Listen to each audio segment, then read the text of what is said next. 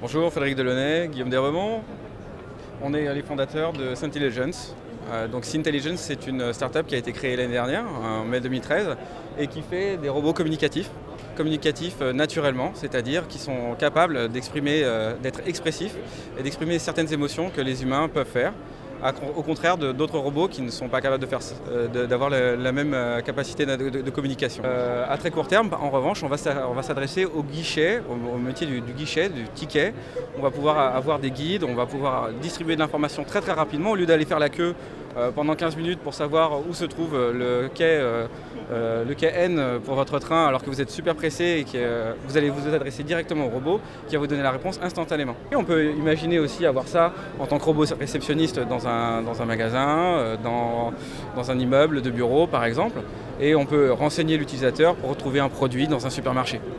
En fait, il y a deux parties très importantes dans ce qu'on réalise. La première, c'est comprendre l'interlocuteur. Et pour comprendre l'interlocuteur, on a besoin de le filmer et de l'écouter. On a des capteurs dans la tête qui permettent de faire cette information-là.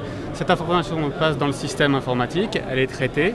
Il y a un algorithme qui donne une réponse à la tête robotique qui, elle, va transmettre une émotion. Et pour transmettre une émotion, eh bien, on a besoin de pouvoir avoir quelque chose de réactif, contrairement à la robotique actuelle qui en général est assez rigide. Notre technologie permet d'avoir une réponse instantanée qui fonctionne comme un dessin animé ou comme une vidéo. Et c'est ça qui donne vie au personnage et qui permet de transmettre une émotion. Et dans le cadre de la question que vous posez, à quoi ça sert? Ça sert à justement avoir une interaction directe avec l'utilisateur qui permet d'avoir une réponse cohérente et naturelle et donc avoir une communication dans le bon sens et dans le sens du produit que vous allez vendre. Et ça s'applique à n'importe quel secteur. Effectivement, du guichet jusqu'à la santé. À la maison, vous pouvez imaginer avoir un majordome. Typiquement, les maisons sont en train de se complexifier en termes de technologie, on commence à avoir de la domotique un petit peu partout. Une des idées, c'est de dire on va avoir un manager de la maison, le gestionnaire, qui va être là pour pouvoir comprendre vos habitudes de vie, mais aussi être capable de répondre immédiatement à vos besoins. Au lieu de dire est-ce que tu peux mettre la température à 23 degrés, vous allez juste dire oh là là j'ai chaud, tu ne trouves pas qu'il fait chaud l'IT? Il va comprendre immédiatement votre demande et il va la transmettre par une baisse de la température. De la même manière, cette interface-là, elle peut aller beaucoup plus loin que gérer la maison. Elle peut aussi vous aider à accéder à l'information plus rapidement. Vous regardez une émission de télé et vous vous dites « Ah, je me demande où est-ce que j'ai trouvé ce produit-là la dernière fois dans la rue ». Il peut vous répondre à cette question-là parce qu'il va être capable de déterminer le contexte.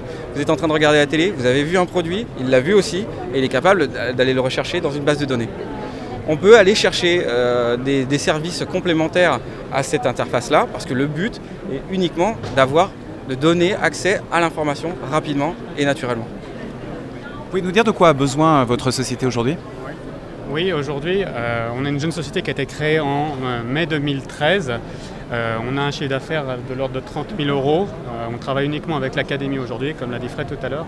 Et on a besoin pour l'année prochaine d'environ 450 000 € pour mener à bien le développement du projet R&D et d'importer sur le marché 2014 notre tête robotique industrielle.